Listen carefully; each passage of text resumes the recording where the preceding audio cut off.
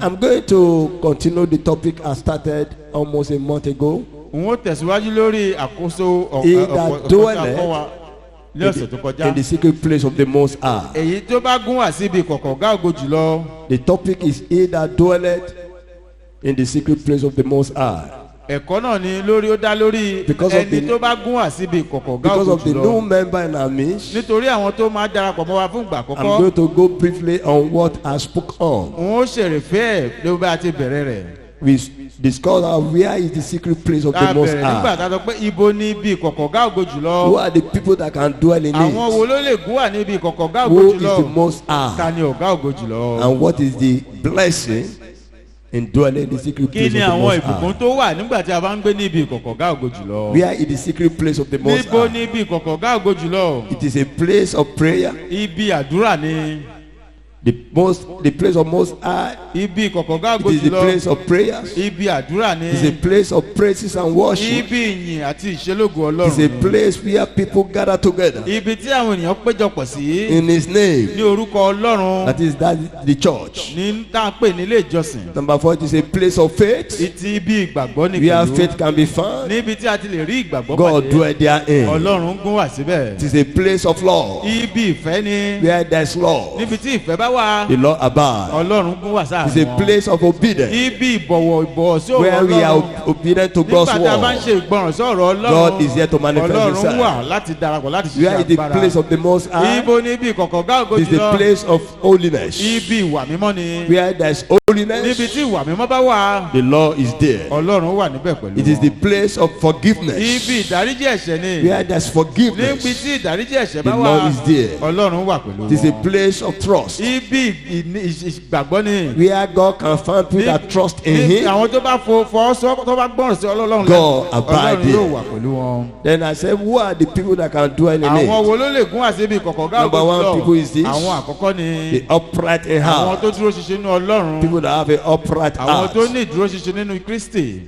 trustworthy people. But people that can be trustworthy. Number 3, those who worship God in spirit and in soul, with their soul. Those who worship God with all their being, the righteous one. That is number 4. And the chasers of God. God chases. God chases. God chases. They will dwell in the secret place of the Most High. And last week I spoke about who is the Most High. Who is the Most High God? I said the Most High God is the one that is wiser than the wisest. The Most High God is the one that is greater than the greatest. The Most High God is the one that is stronger than the strongest. The Most High God is the one that is highest than the highest. The Most High God is the one that is richer than the richest. The Most High God is the one that is mightier than the mightiest. The Most High God is the one that is better than the best. That is the Most High God. That is the Most High God. He is mightier than the mightiest, greater than the greatest, stronger than the strongest, richer than the richest, mightier than the mightiest. That is the Most High God, and that is your God, and that is my God. He is the King of Kings. He is the Lord of Lords. He is the one that is to come. He is the one that is. He is the one that never changes. He is a divine healer. He is our buckler. He is our fortress. He is our life. That is the Most High God. Is a God that nobody can bribe. Is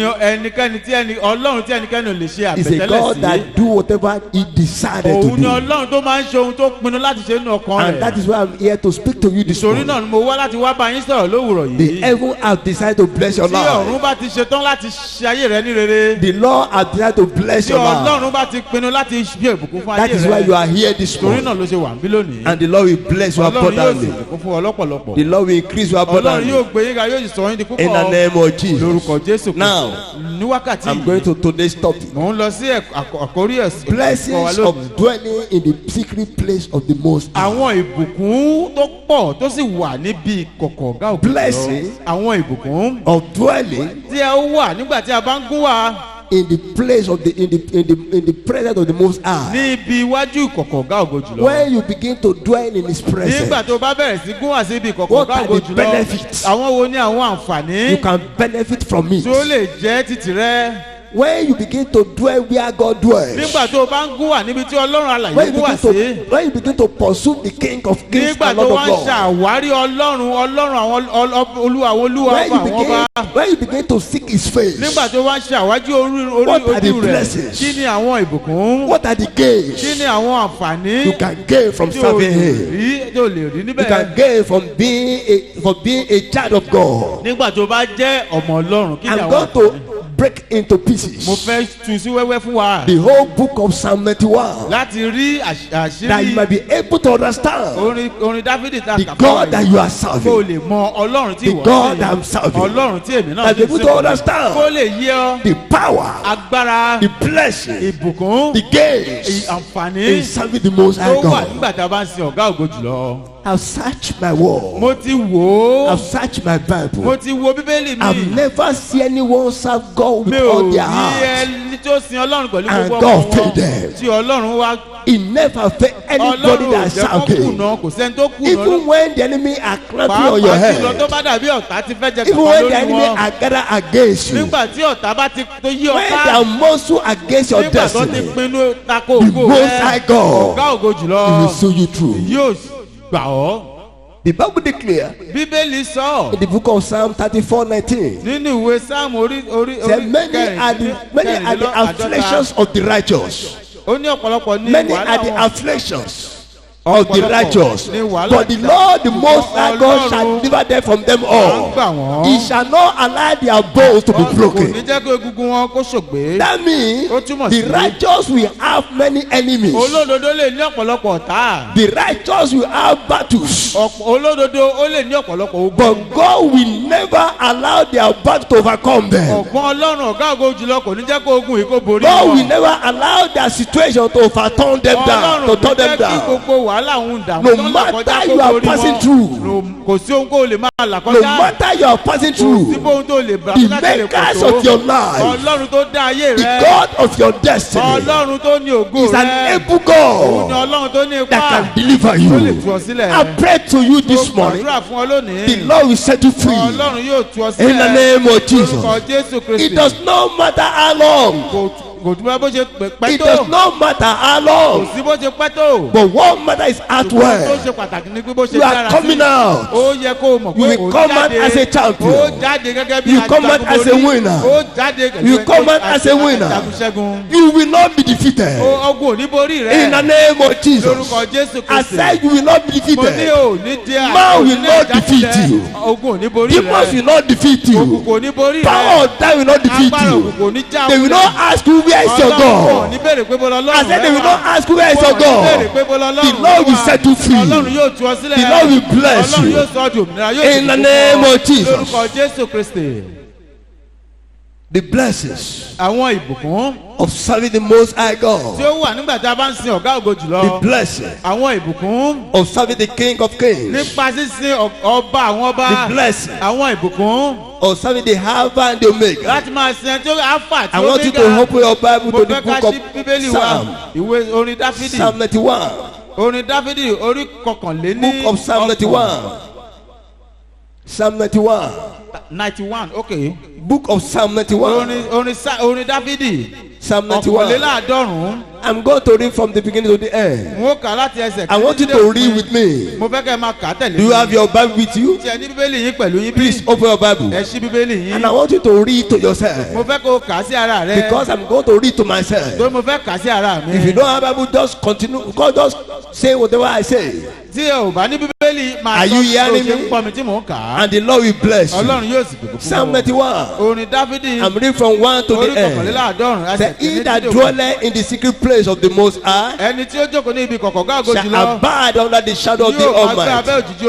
I will say of the Lord, pé Ọlọ́run pé He is my refuge. ìwọ ni ààbò àti odi mi. And my fortress. Odi mi. My God. Ọlọ́run mi. In Him will I Ẹni trust. tí èmi gbẹ́kẹ̀lé. Surely Nítòótọ́. He shall deliver Òun me yóò gbà mí. from the snares of the Nínú fowler kẹkùn àwọn pẹyẹpẹyẹ. and from the noisome Àti pestilence. nínú àjàkálẹ̀ He àrùn. shall cover me with His feathers. Yóò fi ìyẹ́ rẹ̀ bò And mí. under His wings Abẹ́ ìyapa rẹ̀. shall I trust. Tí èmi yóò sì gbẹ́kẹ̀lé. His truth shall be my shield and my Òtítọ́ rẹ̀ buckler. yóò ṣe asá àti I apáta shall mi. not be Èmi afraid kì yóò bẹ̀rù. for the terror by Nítorí night, ẹ̀rù òru. nor for the arrow that fly by Tàbí day, fún ọfà tí ń fò lé nor for the ọ̀sán. pestilence Tàbí fún àjàkálẹ̀ that àrùn. walketh in Tí ń rìn darkness, kiri nínú òkùnkùn. nor for destruction Tàbí fún ìparun. that wasteth at Tí ń rìn noonday. ní ọ̀sán gangan. A thousand shall fall at my Ẹgbẹ̀rún yóò side, ṣubú lé ẹgbẹ́ rẹ̀. and 10 at my right hand, Ẹgbẹ̀gbẹ̀rún nípa apá but ọ̀tún it shall rẹ̀. not come near Ṣùgbọ́n kì me. yóò súnmọ́ ọ̀dọ̀ rẹ̀. Only with my Kí eyes ojú rẹ̀. shall I ìwọ behold yóò fi rí. and see the word of the Yóò sì wicked, máa fi wè é. because I made the Lord, Torí mo ti which mú is ìwọ my Olúwa refuge, ṣe ààbò mi. even the Most High, Ìwọ ti fi my habitation. ṣe ibùgbé rẹ̀. There shall no evil befall me, Búburú kan kì yóò ṣubú lù neither shall ọ́. any plague come near Bẹ́ẹ̀ ni my àrùn kì dwelling. yóò ṣubú lé For he rẹ̀. shall Nítorí tí yóò fi àjọ charge fún àwọn over áńgẹ́lì me. rẹ̀ láti ṣe àbítorí rẹ̀. charge over me Láti pa ọ́ mọ́. to keep me in all my ways. Láti pa mí wọ́n ní ọ̀nà rẹ̀ gbogbo. They shall bear me up in Wọ́n their gbé mi hand, sókè ní ọwọ́ wọn. lest I dash my foot against a Kémi kí ó stone. má ṣe fẹsẹ̀ mi gbó òkúta. I shall tread upon the Ìwọ lions yóò korí àwọn kìnìún. and upon the dragon Àti pamọ́lẹ̀. shall be trampled under my feet. Ọgbọ̀gbẹ̀rún kìnìún. Because I have set my love upon Nítorí him, mo ti fi ìfẹ́ rẹ̀ sí mi. therefore will he deliver Torí me. náà ni ó ṣe gbà He mí. will set me on high, Ó gbé mi sókè. because I have known his name. Nítorí mo mọ orúkọ rẹ̀. I shall call upon Èmi yóò him, pe orúkọ rẹ̀. and he will answer Yóò me. sì dá mi lóhùn. I will be with him in Òun yóò trouble. pẹ̀lú mi nínú I ìpọ́njú. will, he will deliver me Èmi yóò gbà á. and honor me. Èmi yóò sì bu ọlá With fún long ọ. life Ẹ̀mí gígùn. will he satisfy Èmi me fi tẹ́ ẹ lọ́rùn. and show me his salvation. Èmi yóò sì fi ìgbàlà May the hàn Lord ọ́. bless the reading of Kí his Ọlọ́run kó word. bùkún kíkà àti gbọ́ ọ̀rọ̀ rẹ̀. When you begin to dwell in the secret place of the Most Nígbà tí o bá High, bẹ̀rẹ̀ sí gún wà níbi ìkọ̀kọ̀ ọ̀gá ògo jùlọ. what are the Kí ni blessings? àwọn ìbùkún? What are the Kí ni gains àwọn àǹfààní that belong to tó you? jẹ́ àjọmọ́nú fún ọ? Number one. Àkọ́kọ́. Number one, Àkọ́kọ́. you will dwell in divine security. Ó wàá gún wà níbi ààbò tó lé péye. You will dwell under divine security. Ó máa gbé níbẹ̀ ààbò tó péye. When you begin to seek the face of Nígbà tó o God, bá bẹ̀rẹ̀ sí wá àwárí ojú Ọlọ́run. when you begin to dwell where God Nígbà dwells, tó o bá ń gún wà níbi tí Ọlọ́run gún wà sí. where all your heart desire Nígbà tí gbogbo èròǹgbà ọkàn rẹ. is to play the King of Tó Kings, jẹ́ láti lè máa wà pẹ̀lú is to Ọlọ́run. please the Lord of Láti máa Lords, tẹ́ Ọlọ́run àwọn Ọlọ́run is to Ọlọ́run seek lọ́rùn. His face, Láti máa wá ojú rẹ̀ nígbà gbogbo. is to please Láti Him, tẹ́ ẹ lọ́rùn. is to pursue Láti Him. máa lépa rẹ̀ sí When rere. all your heart Nígbà tí desire gbogbo èròǹgbà ọkàn is rẹ. only on Ó God, jẹ́ ní titi Ọlọ́run you will nìkan. dwell Oògùn wà. under divine Ibi security. tí ààbò péye Olódùmarè wà. Now, Psalm 91, Orin Dáfídì 1-2. ọ̀kànléní àádọ́rùn-ún ẹsẹ̀ kínní àti ẹsẹ̀ kejì. He said, he that dwelleth in the secret place Ó ní ẹni tí ó bá gún wà níbi of kọ̀ọ̀kan the káàkó Most jùlọ. High shall abide under the Yóò máa shadow of gbé the abẹ́ Almighty. òjìji Olódùmarè. He will say of the Lord, Èmi yóò sọ fún He is my èmi yóò refuge fún Ọlọ́run pé ìwọlé and my àgbà tó dì fortress, mí. my God. Ọlọ́run mi, In Him I will ẹni trust. tí èmi gbẹ́kẹ̀lé. When you dwell in the secret place of the Nígbà tó Most bá gún wà High, níbi kọ̀ọ̀kan káàkó you jùlọ. enjoy heavenly Ó security máa ní àǹfààní àwọn ààbò in tí time àwọn of ọ̀run. battles, Nígbà ogun. in time of Ní danger, gbogbo ìgbà tí whether wàhálà ń spiritually or dààmú. physically.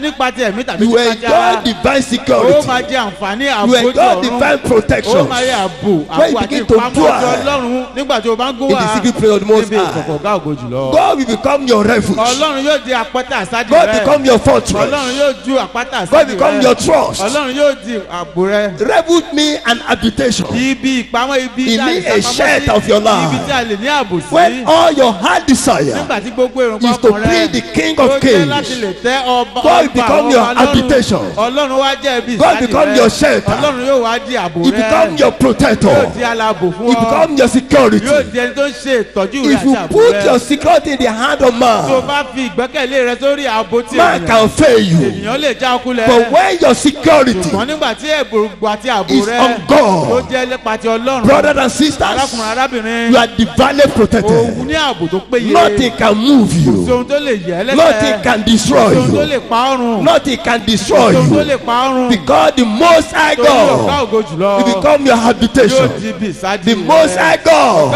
ògo jùlọ. will become your shelter. yóò di àpò. The Most High ọ̀gá God ògo jùlọ. become your yóò protector. máa jẹ aláàbò fún ọ. I speak to somebody this mo morning. pàṣẹ mo sì sọ̀rọ̀ fẹ́ nìkan lónìí. If you have been putting your hope in the arm tó o of bá ti flesh, fi ààbò you have a change of heart this o morning. gbọ́dọ̀ ṣe ìyípadà You ọkàn begin lónìí. to put your hope in the arm of ààbò God. rẹ sí ti Ọlọ́run God alààyè. cannot be defeated. Ọlọ́run ò lè já ọkùnrin. God cannot be defeated. Ọlọ́run ò lè ọ̀sán tó lè borí God Ọlọ́run. cannot fail them that love Him. Ọlọ́run ò lè já àwọn tó fẹ́ràn rẹ̀ I kulẹ̀. pray God will not fail you. gbàdúrà Ọlọ́run ò ní já Your ọkùnrin. faith in God, ìgbàgbọ́ rẹ nú He will Ọlọ́run not fail kò you. ní já ọkùnrin. I have confidence mo ní ìgbàgbọ́ that the God you are serving, Ọlọ́run tí wọ́n ń sìn. that the God I'm Ọlọ́run serving tẹ̀mí sì ń sìn is pẹ̀lú. Almighty Ní God Ọlọ́run that alágbára. can do what no tó else lè can tó tí do. ẹlòmíràn ò lè Today ṣe. has marked a new day. lónìí ti di In your àkọ́kọ́ life. nínú ayé rẹ. I speak to your mo pàṣẹ destiny. fún ògo rẹ. No more struggling. sí No more ìnira struggling. mọ́. kò sí ìnira No mọ́. more kò tormentations. sí ìnira mọ́. In the name of Lórúkọ Jesus. Jésù Kristi. For the Lord shall protect Ọlọ́run you. yóò ṣàbùkù For the ọ. Lord shall guide your Ọlọ́run ways. yóò máa tọ́ ọ lọ́nà. In the name of Lórúkọ Jesus. Jésù Kristi.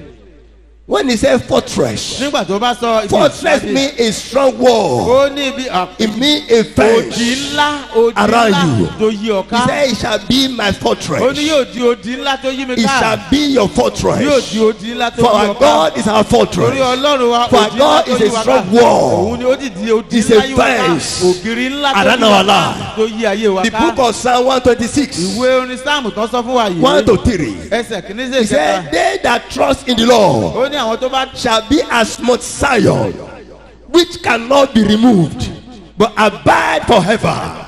As the mountain around about Jerusalem, so the Lord is round about his people, from this henceforth and forevermore. He said, for the rod of the wicked shall not rest upon the righteous. Let the righteous put their hand into iniquities.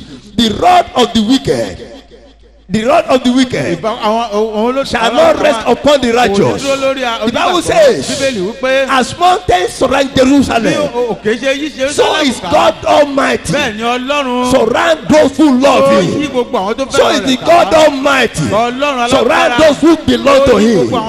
So is that is how God surround them that seek His face. When God become your God, when all your heart desire rest upon Him, the Lord will surround with His fire. He will surround with His power. And like a mountain. He said the rod of the wicked.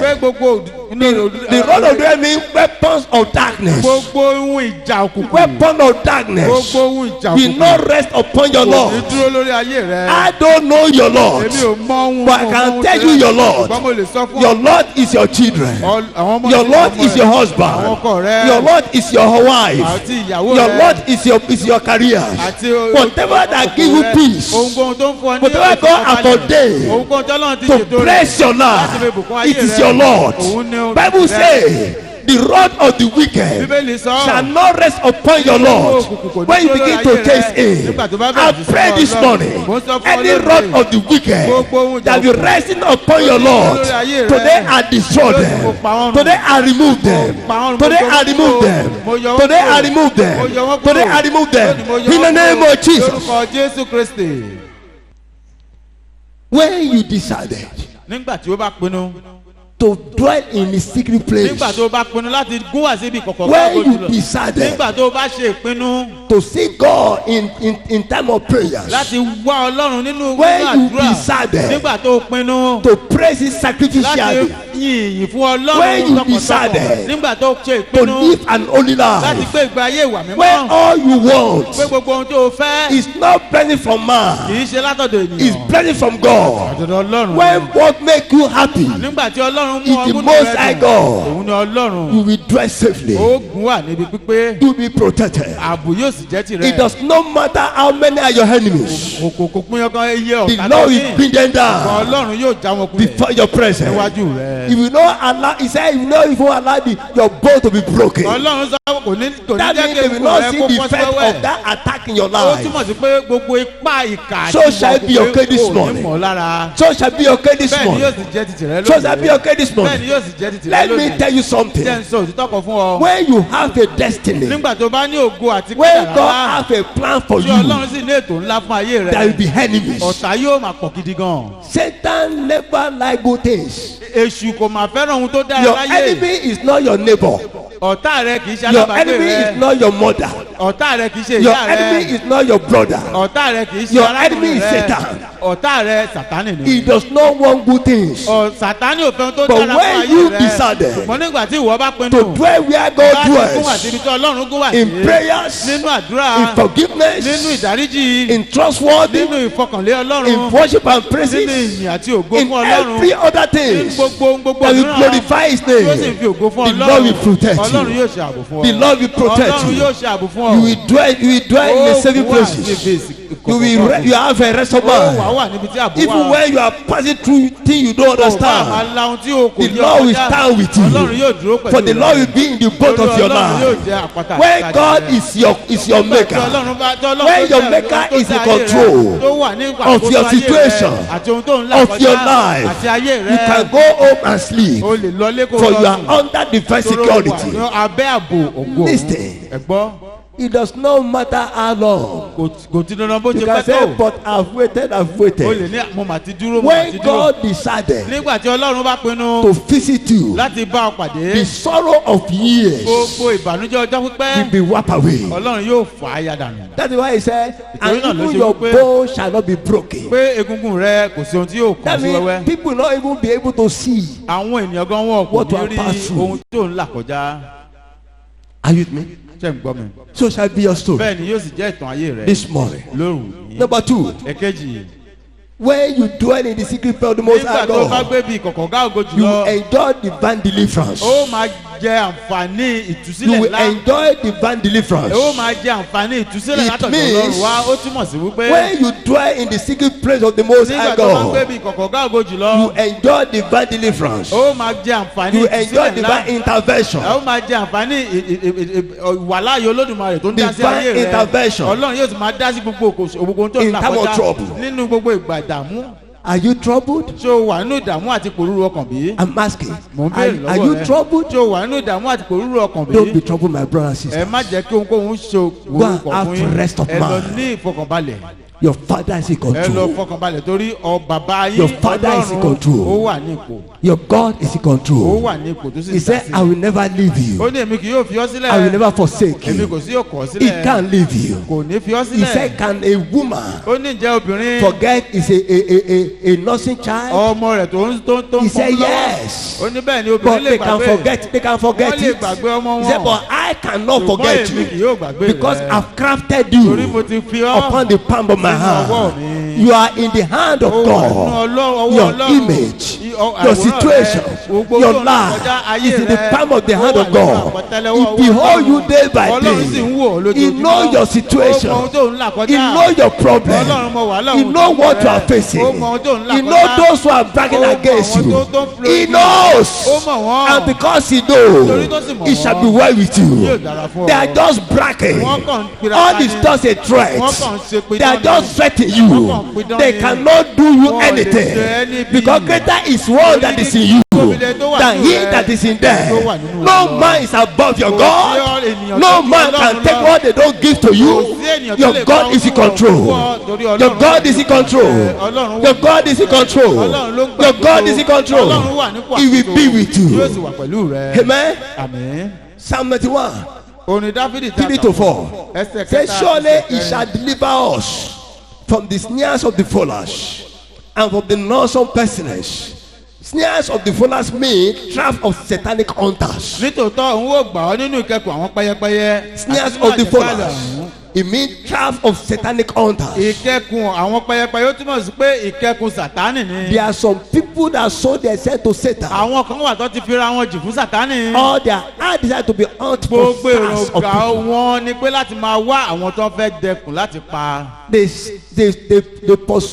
search for the stars of people. Wọ́n máa lọ káàkiri láti máa wá ìràwọ̀ àti ògo àwọn ènìyàn kiri. They are satanic hunters. Àwọn akẹ́kùn pẹ́yẹpẹ́yẹ Sátánì nìyí. That's what the Bible say in that place. Òun ni Bíbélì sọ níbẹ̀ yẹn. That God will protect you. Pé Ọlọ́run yóò ṣe ààbò fún ọ. From satanic hunters. Kúrò ní ìkẹ́kùn àwọn pẹ́yẹpẹ́yẹ. Non-some pestilence. Àti gbogbo àjàkálẹ̀ àrùn. Powerless enemies. Àti gbogbo àwọn àjàkálẹ̀ àrùn gbogbo. It means stubborn, powerless enemies. Ó túmọ̀ sí gbogbo àwọn of your soul. Àwọn ìka ènìyàn tí wọ́n gbẹ gbọdọ̀ ayé àti ògo rẹ.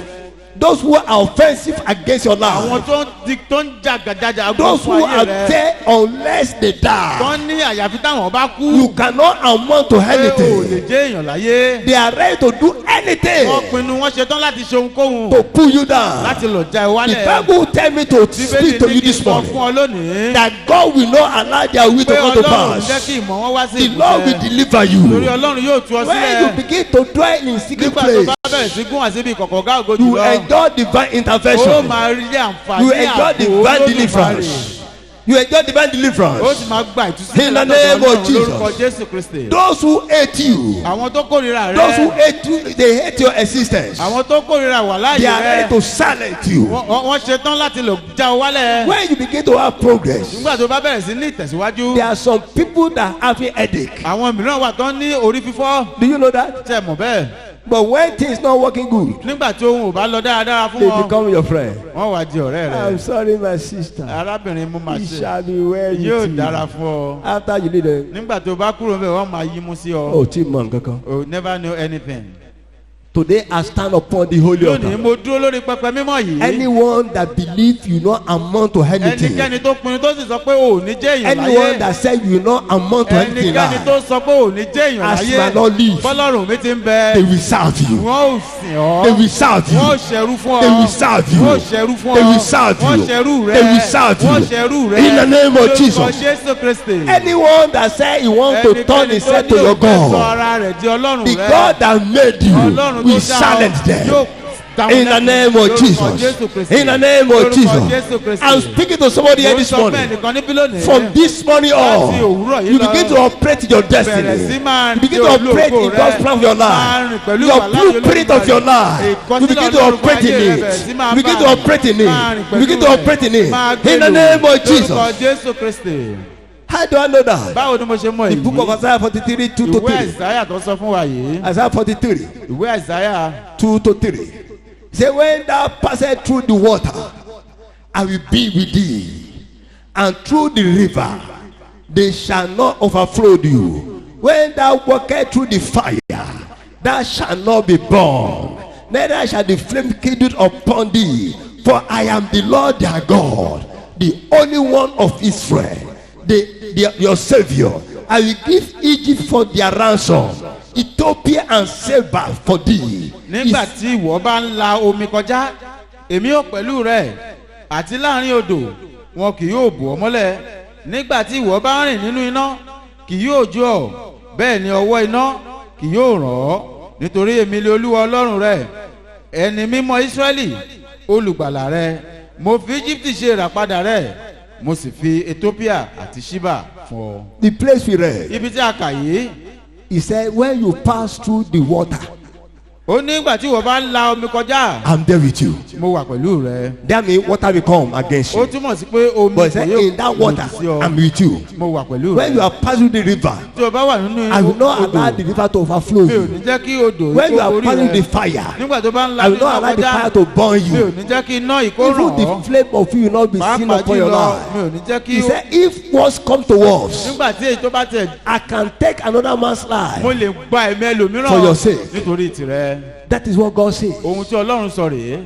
He said, I will take Seba for your sake. I will take Ethiopia for your sake. Èmi yóò fi Ethiopia àti Seba fún ọ. I will replace you with Egypt. Èmi yóò Egypt ṣe ìràpadà fún ọ. I pray this morning. Mo gbàdúrà lónìí. Any judgment that place upon your life. Ìdájọ́ tí wọ́n tó that be holding you in one place. Tó sì fi ọ́ sójú kan. Judgment that stagnating your life. Àwọn ìdájọ́ tó gbé today I revoke it. Lónìí mo jí padà. By the power of just Christ. Any satanic sentence. Gbogbo àsọtẹ́lẹ̀ Sátánì. Any satanic judgment. Gbogbo ìdájọ́ Sátánì. That place upon your businesses. Tó ti gbé sórí okòwò rẹ. That place upon upon your career. That place upon your marital life. That place upon your fruitfulness. That place upon your greatness. This morning in the name of the Lord, I revoke that sentence. I revoke it. I revoke it. I revoke it. And I cancel it. In the name of Jesus. Anyone that does not know how God made you will not change your destiny. They will not hinder your glory. In the name of Jesus. As many that hear my voice this morning, a good news is coming your way. A good news is coming your way.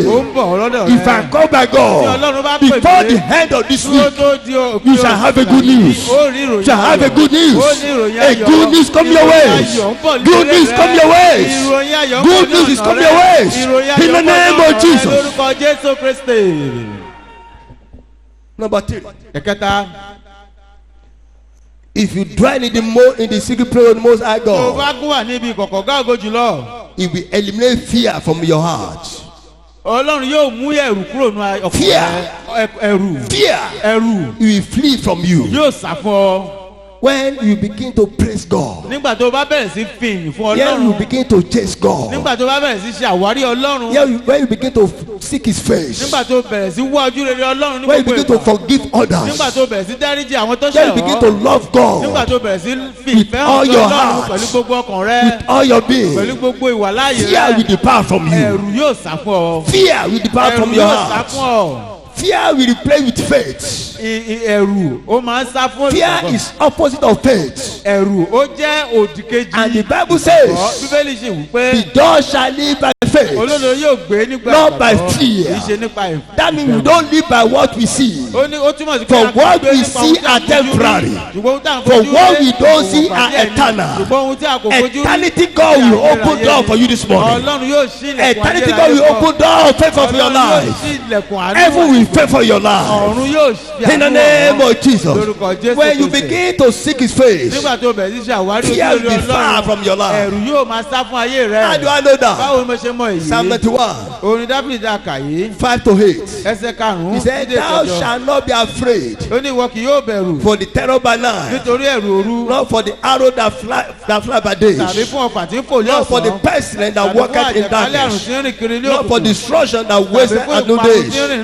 1,000 fall at the other side, and 10,000 at the right hand, but it shall not come near thee. Only with your own eyes shall we behold and see the reward of the wicked. That means what other are fearing, you not fear it. The bad news that spread around will not be your portion. You will just be hearing it. It will not be your own portion. You will just be hearing it. You will not participate in it. Hello? Fear will depart from you. Nobody will make you to be afraid. No sin will make you to be afraid. When you begin to dwell in the secret place, when you begin to chase God around, fear will depart from you. I pray this morning. I don't know what is making you to be afraid. Today I put a hand to it. Anyone that make you to be afraid, as my God live, from this morning, they begin to be afraid of you. I remember one time when I was in abroad, a pastor told me, say, anytime you go to Nigeria, I only have a dream that when you arrive in the airport in Nigeria, I'll be hearing a voice.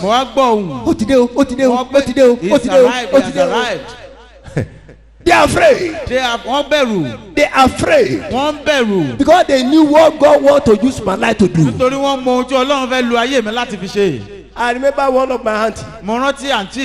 This sister lives in Ibadan. He said, they said they saw you. You came back from your station. Last week. They told me they saw you in the airport. I said, am I? What? Am I the only one arrived from the airport? Wọ́n ní sẹ́mi nìkan mo dé síbi tí ọkọ̀ òfurufú ti ń That every time I arrive, this woman will say, you know, tell me the time I arrive. Wọ́n mọ̀ gbà tí mo wọ̀lú. Brothers and sisters, arákùnrin àti arábìnrin. God is able. Ọlọ́run ní ipá àti agbára láti tú ọ sílẹ̀. I've seen many people crawling. Mo ti rí ọ̀pọ̀lọpọ̀ ẹ̀tọ́ ń rákòrò. Because of lack of knowledge. Nítorí àìní ìmọ̀. Lack of knowledge. Àìní ìmọ̀. Lack of knowledge. Àìní ìmọ̀. When you begin to serve God. Nígbà tó bá bẹ̀rẹ̀ sí sin Ọlọ́run. When you begin to pursue God. Nígbà tó bá bẹ̀rẹ̀ sí ṣàwárí Ọlọ́run. It does not matter how strong are your enemies. Kò sí bí ọ̀tá rẹ ṣe ní ipá àti agbára tó. You will see their hand. Ó rí òpin wọn. You will see their hand. Ó rí òpin wọn. You will see their hand. Ó rí òpin wọn. God will deliver you. Ọlọ́run yóò tú ọ sílẹ̀. He can take life for your sake. Ọlọ́run lè gba ẹ̀mí ènìyàn torí tirẹ̀. He can destroy nation for your sake. Ọlọ́run lè pa orílẹ̀-èdè torí tirẹ̀. That is God we are serving. Ọlọ́run tá à ń sìn nìyí. Hello. Ṣé ń gbọ́ mi? I can tell you many different cases. Mo lè sọ ọ̀pọ̀lọpọ̀ ìtàn ọ̀pọ̀lọpọ̀ oríṣiríṣi àṣírí fún yín. The people that lack knowledge. Pé gbogbo àwọn ènìyàn tó pàdánù tó ṣe aláìní ìmọ̀. They are in their bondage. Wọ́n wà nínú ìdè títí. Crawling. Your own case will not be that. Ìtirẹ̀ kò Number 4. báyẹn. Ẹ̀kẹrin. When you begin to dwell in the secret place of the Most High. Nígbà tó bá pinnu tó bẹ̀rẹ̀ sí gbé níbi ìkọ̀kọ̀ ká ògo jùlọ. Evil shall not befall you. Ibi ò ní borí rẹ̀. Evil. Ibi. Will not overpower you. Kò ní ní agbára lórí rẹ̀. Evil. Ibi. Will not overcome you. Kò ní borí rẹ̀. When you begin to dwell in the place of the Nígbà tó bá Most High gbé God. ibi ìkọ̀kọ̀ ká ògo jùlọ. He will not overcome you. Ibi ò ní borí rẹ̀. I don't know that. Báwo mo ṣe mọ èyí? The place we read Psalm 91. Orin Dáfídì 9 to 10. ọ̀kànléní Said because thou àádọ́rùn-ún ẹsẹ̀ kẹsàn-án ẹsẹ̀ He kẹwàá. said because thou hast made the Lord the Lord, which Nítorí is your ìwọ refuge, even the Most High God, your habitation. nígbà tó There shall no evil befall thee, neither shall any plague come near thy dwelling. nítorí ìwọ Olúwa ní í ṣe ààbò mi, ìwọ ti fi ọ̀gá ògo ṣe ibùgbé rẹ, búburú kan kì yóò sì ṣubú lù ọ́, bẹ́ẹ̀ ni àrùnkárùn kì yóò súnmọ́ ilé rẹ. That means calamity, Ó túmọ̀ sí wípé disaster, wàhálà ohun tragedy àjálù shall be far from your yóò household. sí ilé rẹ ibùgbé rẹ. When you begin to dwell in the secret Nígbà tó bá place of bẹ̀rẹ̀ Most sí fún High, àṣìbí kọ̀kọ̀ gá ògo jùlọ. sickness is an illegal. Yóò jẹ́ ohun tí kò ní àǹfààní When you begin to dwell in His Nígbà place, tó bá ń gún àṣìbí kọ̀kọ̀ gá ògo jùlọ. sickness and disease, Àìsàn ohun they will flee from you. Yóò sá fún ọ. They can't take your life. Wọn ò lè mú ẹ̀mí rẹ lọ. Listen, Gbọ́ mi. sickness is an illegal in your body, in the body of Christ. Àìsàn ó jẹ́ àlejò ní àgọ́ ara rẹ, ó gbọ́dọ̀ jù ọ́ It's nù. illegal in the body of those who serve Ó God. jẹ́ àjòjì ní àgọ́ ara àwọn tó ń sin Ọlọ́run And that's why tọkàntọkàn. the Bible says in the Nítorí náà Bíbélì ṣe first John 3:8. Nínú ìwé Jòhánù orí Say kìíní for ẹsẹ̀ this kẹta, purpose. fún díẹ̀ yìí. For this purpose, Ìdí èyí. the Son of Man was made manifest, Ọlọ́run fi fara that hàn. he might destroy the work of the Ó lè devil. pàṣẹ ìṣòro. I speak to sickness in your body this morning. Mo pàṣẹ fún ọ̀rọ̀ Any àìsàn disease, náà, àìsàn any káìsàn, sickness àìsàn káìsàn, in your bones, nínú ọ̀gbun in your rẹ, blood, nínú ẹ̀jẹ̀ rẹ, in your nínú organ, ẹ̀yà I ara rẹ, rebuke them in the lónìí name mo of pa òwú Jesus. lórúkọ Jésù I Kristi. commanded to depart from Mo you. pàṣẹ fún ọkọ jìnnà The sí ọ. Bible says Bíbélì wípé he has taken it. ó ti gbà á. He has bear our sickness. Ó ti gbà á. You have no right to have Kò it. ní orí ọ̀fẹ́. I commanded it to disappear pàṣẹ from your àìsàn life. jáde kúrò I láyé set rẹ. the blood free. Mo sọ I set the sílẹ̀. organ free. Mo I pe set the ìwọ̀n bone ara rẹ, free. egungun I rẹ. set your body free. Àgọ́ ara rẹ, mo Receive tú ọ your sílẹ̀. divine healing. Tú sílẹ̀. In the name of Gba Jesus. òmìnira. Receive your divine healing. Gba òmìnira. Receive your divine healing. Receive your divine deliverance. In the name of Jesus. Sílẹ̀ ọ̀tún lórúkọ Jésù Kristi. We are hearing about pandemic. À ń gbọ́ nípa àjẹkálẹ̀ àrùn. It will not be our portion. Kò ní jẹ́ ìpín tiwa. We will just be hearing À kàn it. máa gbọ́ sétí ni. Because the Bible says, Torí Bíbélì ti wí evil pé shall not befall us. ibi ò ní borí wa. Calamity shall not befall us. Àjẹkálẹ̀ àrùn ò ní borí wa. Disease shall not be our part. Àìsàn ò ní jẹ́ titi wa. Sickness shall flee from us. Àìsàn yóò sá fún wa. Oh, thank you, Lord. Ọlọ́run ẹ ṣé. Thank you, Lord. Ọlọ́run ẹ ṣé. The Lord showed me the womb of somebody here just now. Ọlọ́run fi ibi ilé ọmọ ẹnìkan hàn mí ní wákàtí From this yìí. side. Ní apá ibí yìí, Your stomach is healed. ìwòsàn ti dé bá ilé ọmọ rẹ. That thing that will hinder your productive organs. Ohun tó ti ń ṣe ìdíwọ́ fún àti bímọ Today rẹ is lónìí. terminated. Ọlọ́run ti mú kúrò. In the name of Lórúkọ Jesus. Jésù Kristi. Your womb shall carry favor. Ohun ilé ọmọ Your rẹ yóò womb rí shall carry àdúgbà. fruitfulness. Yóò sì gbà ẹ̀. Your womb shall carry children. Bísí yóò sì bí ọmọ. That womb shall favor you. Yóò sì that womb shall attract favor. In the name of Jesus. The shame of reproach. The reproach of your life. The Lord will take care of your life. Every garment of reproach that placed upon your womb, that placed upon your life, today are consumed by the blood of Jesus. I'm going to be consumed by fire. Consumed by fire. Consumed by fire. In the name of Jesus. Anything illegal in your life, whatever that was not created by God, that be taking place of God in your life, today I destroy them. In the name of Jesus. Number 5. When you begin to dwell in the secret place of the Most High, you enjoy angelic ministration. Angelic ministration. Angels begin to minister to you. Let me tell you, stop afraid of your enemies. Stop afraid of your enemies. The only one you must afraid is the God Almighty. He's the only one that has final say to your life. What God has never ordained cannot overcome you. I mean, I speak to somebody. I'm going to, if I finish this topic today by God's grace, I'm going to preach to next week. If God allow me, confront what you fear. Confront what you fear. Don't be afraid of man. Never. My help is of the Lord. I lift my eyes unto the east. From where my help come from. My help come from the Lord that made heaven and earth. Not from man. When man rejects you and God accepts you, the sky is the limit. The sky is the limit. Where you need to be afraid is when God rejects you. It's finished. It's finished. Who is going to appeal to God? When you do anything against God, against man, when you beg them, when they refuse, when you go and beg God, God will intervene. They can't say no to God unless they pay the price. If they say no in their presence, God will bless you. That's why I will lay a thing before you in the presence of your enemies. I will anoint your head with oil, and your cause shall reign over. That is the word of God. It's better don't cross the way of the Lord. Please. Do things right before Him, and He protects you. When you begin to seek the face of God, when you begin to dwell in His place, God will commission angels to watch carefully over your life, over your household, and over all your interests. I'm telling you the truth. God will allow angels to minister to you. How do I know that? Psalm 91 said it. 11 to 12. Say, for He shall give His angels charge over thee, to keep thee in all their ways. They shall bear thee up in their arms. Let thou dash their foot against a stone. Bible says the Lord will command angels to hold you in their hand. How many of you have ever seen manifestation of angels? Most of you have seen it. You know, many Christians today they believe in appearance. They want to see angels and say, my daughter. I just fly from heaven to heaven.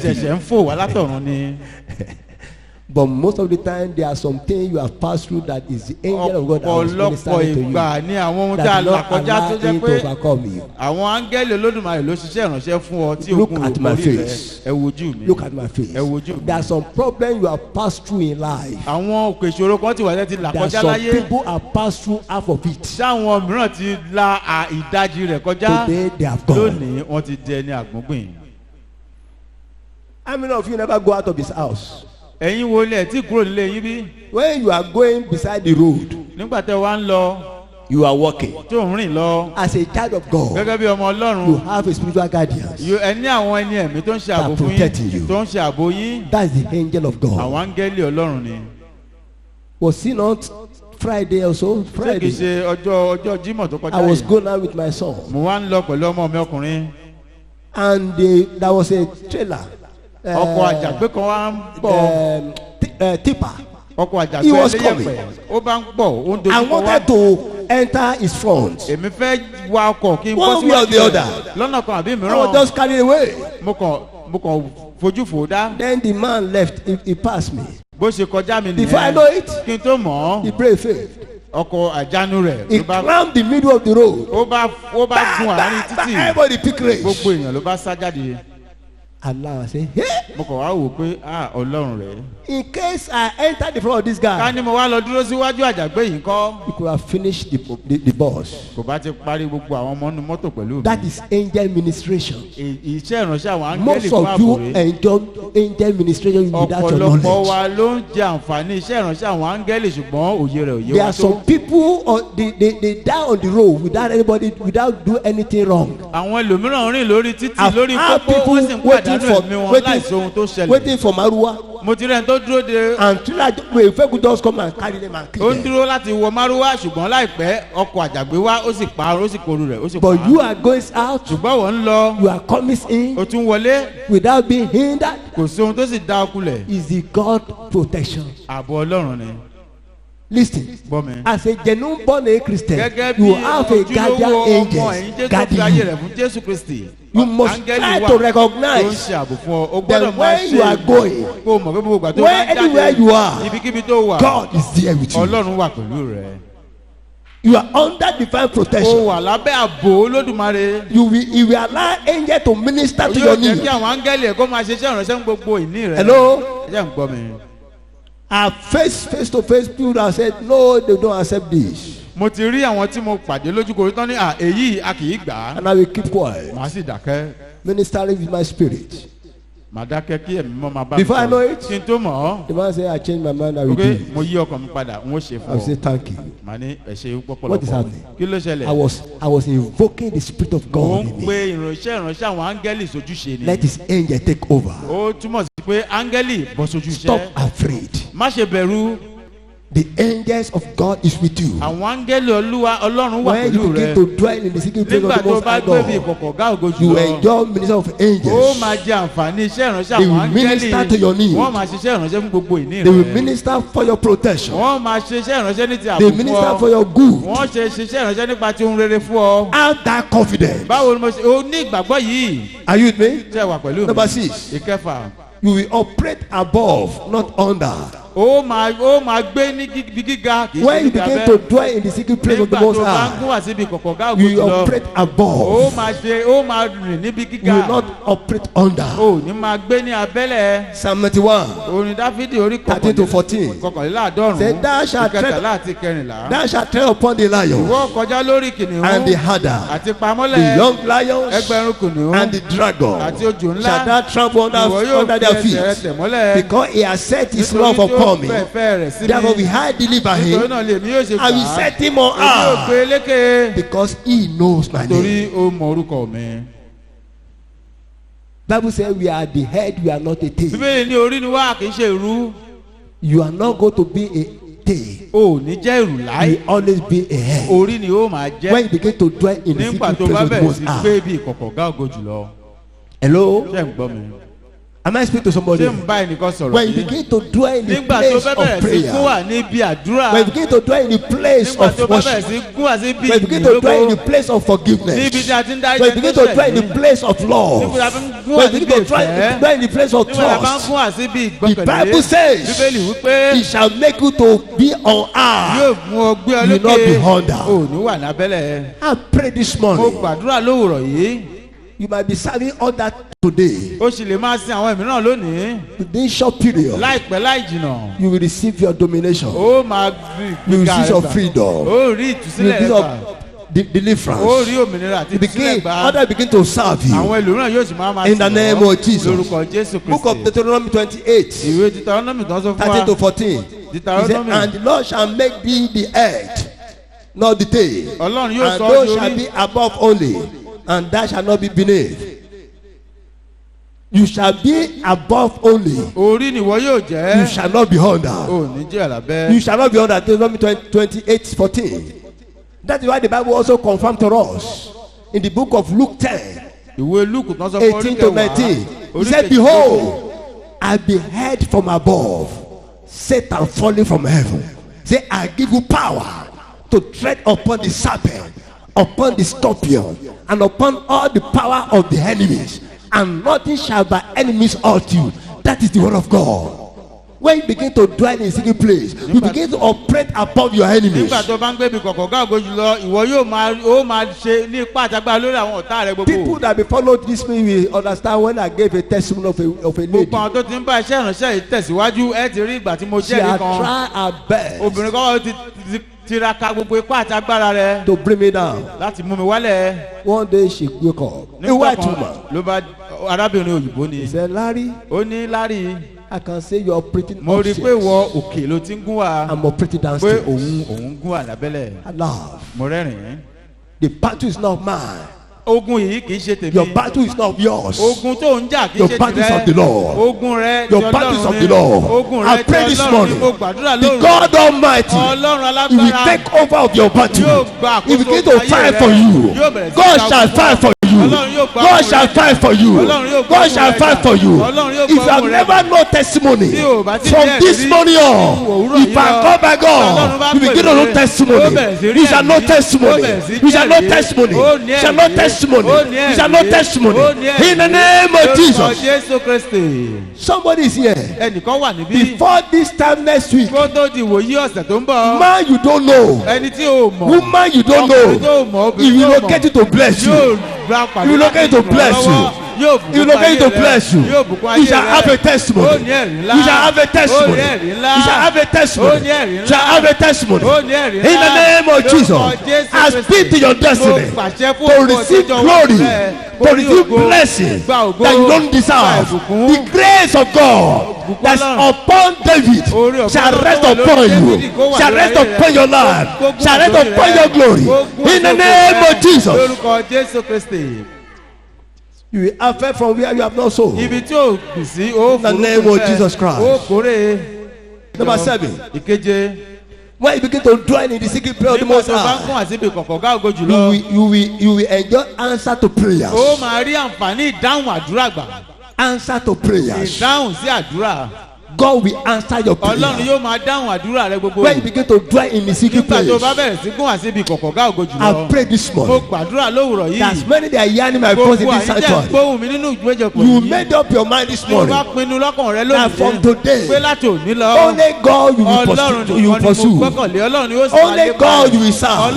You will not serve man. You will not go to Albanese anymore.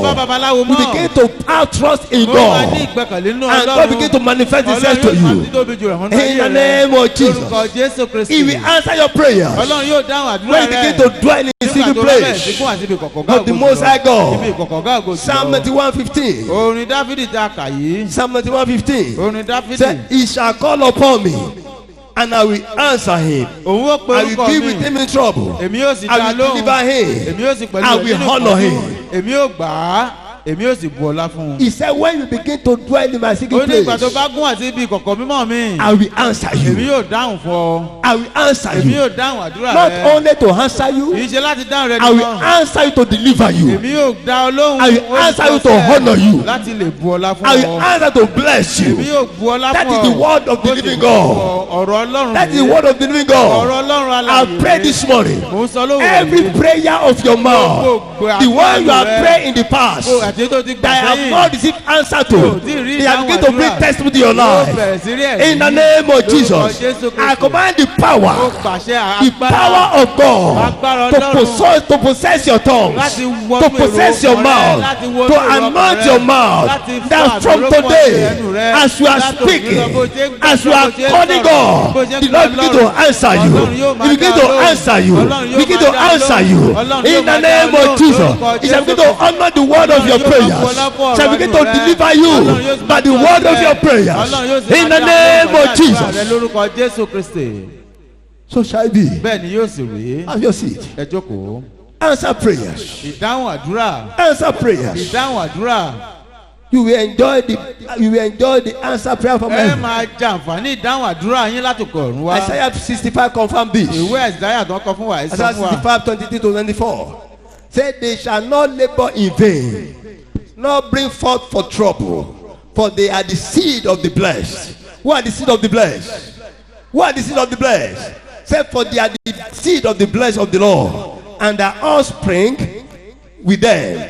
And it shall come to pass that before they call, I will answer them. Where they are still speaking, I will hear them. That is the word of God. He will say, before you call, I will answer you. When you are still speaking, I will listen unto you. From today, your prayer of your mouth shall begin to be answered. Shall begin to be honored. Shall begin to be honored. In the name of Jesus. From today, when you call only one thing, thousands shall answer you. Millions shall answer you. In the name of Jesus. In the name of Jesus. Oh, thank you, Lord. Thank you, Lord. There's somebody here. ẹnìkan wà nílé ìjọsìn yìí lónìí. You have been struggling. o ti ń tiraka o ti ń tipá kiri. Re-struggling. ìpipá. And it's like you are getting to the point of giving up. ó tún wá dàbí kó o ti ń débi tí ìpín rẹ ti pín. I'm tired. pé ó ti rẹ̀ mí. I try my best. mo ti pinnu mo sì ti tiraka. Nothing is working for me. kò sí ohun tó ṣiṣẹ́ fún mi. The Lord asked me to tell Ọlọ́run you. ní sọ fún ọ. Before the end of this year, kó tó di òpin ọdún yìí. your story will change. ìtàn rẹ yóò yí padà sí rere. I don't know who I'm speaking to. mi ò mẹ́ni tí mò ń bá sọ̀rọ̀ yìí. Before the end of this kó year, tó di òpin ọdún yìí. your story will change. ìtàn ayé rẹ yóò yí padà sí rere. How do you know God has báwo mo ṣe spoken? mọ̀ pé Ọlọ́run ti sọ. How do you know God has spoken? báwo ló ṣe mọ̀ pé Ọlọ́run ti You sọ will know èyí. God has spoken that ó before mọ̀ pé the end of Ọlọ́run ti this sọ month, nígbà tó bá di kí òpin ọdún even yìí tó you dé. begin to see difference. ó bẹ̀rẹ̀ sí rí ìyanu ohun ọ̀tun. So shall it be in the name of bẹ́ẹ̀ ni Jesus yóò sì rí inú Christ. ayé rẹ lórúkọ I Jésù Kristi. declare this morning, mo pàṣẹ lówùrọ̀ every yìí. word of my prayer gbogbo ọ̀rọ̀ àṣẹ shall àdúrà ẹnu never mi return to God kò void, ní padà láì mú but shall ìmúṣẹ. accomplish what God has ordained ṣùgbọ́n me yóò for. ṣe ìmúṣẹ ìlérí In the name of Jesus Ọlọ́run lórúkọ Christ. Jésù Kristi. I'm hearing a voice. mo ti ń gbọ́ nǹkan. Orí mi ò ní gbàbọ̀dé. orí mi ò ní gbàdìgbòdì. My destiny will not reject good things. orí mi ò ní gbàbòdè. Tell your destiny, speak to it. orí mi ò ní My gbàbòdè. day you will not reject good things. You will not accept evil for me. orí mi ò ní gbàbòdè. My day will not accept evil. Orí mi ò ní My glory will not accept evil. My glory- My head will not accept Orí mi ò evil. ní accept- Orí mi ò ní gbàbọ̀dé. gbàbòdè. Orí mi ò ní gbàbọ̀dé. Orí mi ò ní gbàbòdè. Orí mi ò ní gbàbọ̀dé. Orí mi ò ní gbàbọ̀dé. Orí ò ní gbàbọ̀dé. Orí mi ò ní gbàbọ̀dé. In the name of Jesus, Lórúkọ Jésù your Kristi. head shall not reject good Evil things. shall not be for you. Your head shall not reject good things. Orí mi ò ní Your gbàbòdè. head shall not reject good Orí mi ò things. ní kọ ohun rere. Your head shall not reject good Orí things. mi ò ní kọ ohun Your rere. head shall not reject good things. Orí mi ò ní kọ And you ohun will not rere. accept evil. Orí mi In ò the ní name kọ ohun of rere. Jesus. In the name of Jesus. Amen. So shall it be. bẹ́ẹ̀ ni yóò sì rí. Oh. Kasatalamandeliba. This is the last. Number tó 8. kẹ́yìn ní ìkẹjọ. When you begin to dwell nígbà tó bá bẹ̀rẹ̀ sí gún wa. in the secret place of the Most High ibi God, ìkọ̀kọ̀ ọ̀gá ògo you'll jùlọ. be saved from untimely death. You'll be saved from Ọlọ́run untimely yóò pa death. wọ́n kúrò ní ikú àìtọ́jọ́. You can't die prematurely. o ò ní kúkú àìtọ́jọ́. You can't die before your o ò ní time. kúkú àìtọ́jọ́. But I have a word for you. ṣùgbọ́n mo ní ọ̀rọ̀ fún yín. When you begin to dwell in the secret place of the nígbà tó Most bá High gún àti God, ibi ìkọ̀kọ̀ ọ̀gá ògo you jùlọ. can't die untimely. o ò ní kúkú àìtọ́jọ́. No man can take your life. kò sí ẹ̀dá ènìyàn tó lè mú They ẹ̀mí will rẹ lọ. try, wọ́n kúraka but they will fail. ṣùgbọ́n wọ́n jà But kúrò. when you go out of His presence, ṣùgbọ́n nígbà tó bá kúrò níwájú kọ̀kọ̀ iwájú bí ọ̀gá Hey. ògo jùlọ. then you become suya. ó wàá di ẹran It will súyà not be your lọ́mọ portion. kò ní jẹ́ tìrẹ. I said, it will not be your portion. èyí ò ní jẹ́ ìpín tìrẹ lórúkọ It will not be your portion. kò ní jẹ́ ìpín rẹ. I've seen many people, mo ti rí ọ̀pọ̀lọpọ̀ ènìyàn. little things, ohun kékeré they are disappointed. inú wọn And they say, bàjẹ́. bye bye to wọ́n God. á ní ọlọ́run mo jìnnà sí ọ. When you say bye bye to God, ìgbà tó bá ní ó dìgbò ó ṣe fún who is the one ọlọ́run. that is going to welcome ta you? ló wá fẹ́ kí ọ káàbọ̀. Eh? ta ni. I want you to say this. mo fẹ́ kẹ́ ẹ sí. I've made up my mind. mo ti pinnu nínú ọkàn mi. In bad weather, nínú ìgbà in òjò good weather, àti ìgbà tó dára. only God I will serve. ọlọ́run nìkan lèmi yóò sìn. Only God I will serve. ọlọ́run nìkan lèmi I yóò will sìn. serve Him to the end of my èmi yóò sìn ọlọ́run life. títí di òpin I will ayé serve mi. with my strength, yóò sìn pẹ̀lú with ipá my mi. ability, pẹ̀lú gbogbo agbára mi. with my power, pẹ̀lú gbogbo agbára with mi. my blessings, pẹ̀lú gbogbo ìbùkún with mi. all concerning my life. gbogbo tó jẹ́ Only tèmi. Him I will serve. ọlọ́run nìkan lèmi yóò sìn. Then I can now tell you, nígbà náà èmi yóò wá sọ fún ọ. nobody can silence your kò sí ẹni life. tó lè pa ẹ̀mí rẹ. Nobody. kò sí. Nobody. kò sí ẹni náà. I passed through sickness in life. mo ti la àìsàn kọjá Today láyé. I'm still alive. ṣùgbọ́n lónìí mo wà láàyè. Hello. ṣé ń gbọ́ mi. I have a card here. mo rí ọkọ̀ ayọ́kọ́lẹ̀ kan It's bẹ̀ old. yẹn. ó ti But as darúgbó. long as I started boom, mo ti bá lè fẹsẹ̀ bọ̀ tó lè dáhùn lóhùn mo dé. I move. mo tẹ̀síwájú. That is how your life is. bẹ́ẹ̀ ni ayé rẹ ṣe rí. They might be trying to kill you, to wọ́n do lè máa anything, tiraka láti to pa ọ́ attack tàbí with láti sickness yọ and ayé rẹ disease. lẹ́nu pẹ̀lú àìsàn òun. Don't be moved. má jẹ́ kó yà ọ́ lẹ́nu. God will not give your life to their hand. ọlọ́run ò ní fi ayé rẹ lé ọ lọ́wọ́. Never. Never. ọlọ́run ò ní jẹ́. Listen. gbọ́ mi.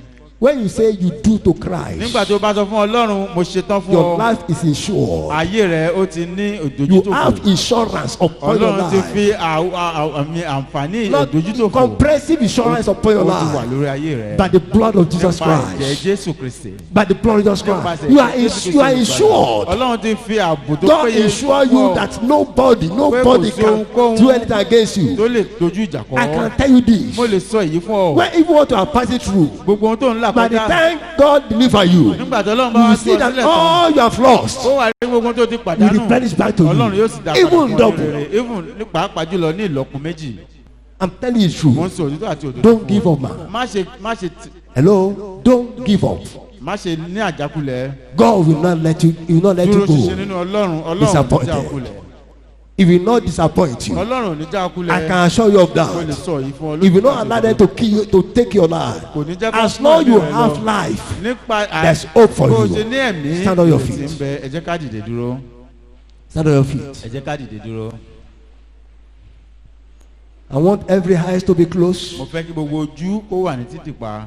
You can only dwell in the secret place of the Most tí High. o bá fẹ́ òwúrọ̀ fẹ́ tó lè ní láti lè gún wá You síbi can ìkọ̀kọ̀ only gáàgó dwell jùlọ. o lè gún wá síbi ìkọ̀kọ̀ In the gáàgó secret jùlọ. in the secret place of the Most ibi High. ìkọ̀kọ̀ gáàgó jùlọ. Only when your life is nígbà saved. tí ayé rẹ bá ní. When you give your life to nígbà tó Christ. bá fa ayé rẹ fún Jésù Kristi. A life without Christ is a full of ayé tí crisis. ò ní Kristi. If you are here this morning, wàhálà àwọn ìdààmú. If you are here this tó bá wà morning, nílé ìjọsìn you have lónìí. never give your life o to ti fi ayé rẹ Christ. fún Jésù Kristi. Please, eyes closed. Can I see your hand up? ojú wa ká nọwọ́ sókè. Anyone that is here, you have never give your life to Christ. You want to give your life to Christ? fún Jésù Kristi tó fẹ́ parí ẹ̀. Let me see your hand up. ẹ jẹ́ kí n nọwọ́ sókè. Please don't be ashamed of ẹ it. jọ̀ọ́ ẹ má jẹ́ kó ìtù wá lójú. If you want to give your life to Christ, fi ayé rẹ fún Jésù Kristi. so crisis can come to an end in your life. ìdààmú yóò dópin. So you can join in the secret prayer with the Most High God.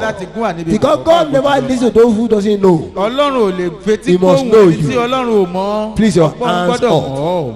ẹ nọwọ́ sókè. Everybody safe? ẹnikẹ́ni ń bí. God bless you. Ọlọ́run bùkún fún And I pray this mo morning, sì gbàdúrà lónìí. because you have heard the voice of the Lord, nítorí tí ẹ gbóhùn Ọlọ́run. because you are here this torí morning, ẹ wà ní bínúgun àyè that lónìí. amazing grace ìyanu ọ̀tún. shall rest upon your yóò life. fàlẹ̀ yín lórí. Amazing grace ìyanu ọ̀tún. to reap from where you have not sown láti jèrè níbi tí ẹ shall rest upon your life. yóò gún wá sórí yín. In the name of Orúkọ Jesus. Jésù In Kristi. this coming week, ní ọ̀sẹ̀ tó ń bọ̀ as you yìí. begin to go ẹ out, ó máa jáde lọ. you shall find pleasures. ẹ rí inú. You shall find ìbùkún. blessings. ẹ rí ìbùkún. In the name of Lórúkọ Jesus. Jesus. Every prayer you are praying that look as heaven has closed, from today you begin to receive answer. Receive answer. You receive answer. Receiving answer by the power in the name of Jesus Christ. I pray this morning, the God that made heaven and earth is the makers of your life. He will remember you this morning. The book of remembrance shall be open concerning your life. In the name of Jesus. Whatever that will make you to be afraid, whatever that will make you to cry, when nobody knows, the God that knows all things, He shall set you this morning. He shall set you this morning. He shall set you this morning. In the name of Jesus, I pray, ease your leg. He shall take you to places of blessings. In the name of Jesus, He shall give you the goings out, shall give you the coming in. In the name of Jesus, the God you call, the one you trust, shall not disappoint you. I call upon the living God to write His name upon your name, that anywhere your name is being mentioned, you shall be divinely faithful. As nobody can deny God, nobody can say he does not know God. Everyone that are there to be your helper, they shall remember you. They shall remember you. They shall remember you. They shall bless you. In the name of Jesus, every mark of shame, every garment of shame, every garment of reproach upon your life, upon your destiny, I command you to be consumed by fire. In the name of Jesus. In the name of Jesus. The Bible tells me that Jacob, he has a cloth of many colors for his son Joseph. I pray this morning that garment of many colors, garment of favor, garment of favor, garment of favor shall be upon your life. The Lord shall beautify you. He shall beautify you. He shall beautify your destiny. Your grace shall be beautified. In the name of Jesus. Have your seat. Have your seat.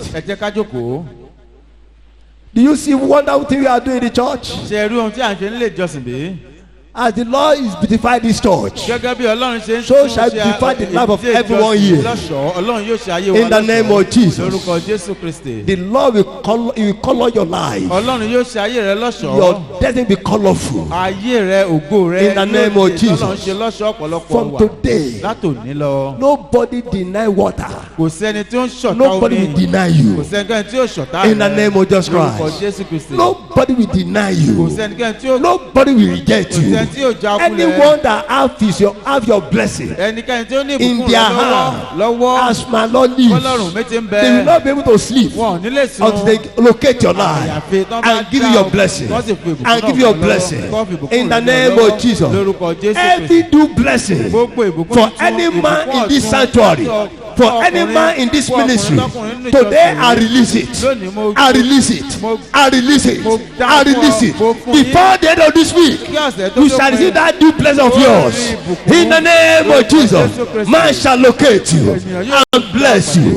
Woman shall locate you and bless you. Adult shall locate you and bless you. Children shall bless you. In the name of Jesus. So shall be.